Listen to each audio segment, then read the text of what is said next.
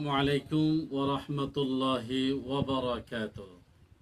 সম্মানিত দর্শক মণ্ডলী, টেকনাফ উপজেলা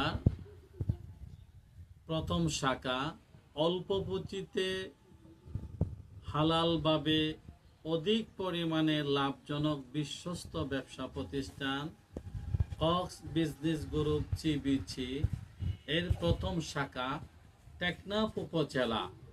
আমরা আগামী শনিবারে বাদল মগরিব হোয়াইকং স্টেশন স্কুল রোড হাজি আফসার প্লাজার প্রথম গলি ৪-৫ নং কক্ষে অত্র গ্রুপের অফিস কার্যালয়ে মিটিং অনুষ্ঠিত হবে ইনশাআল্লাহ।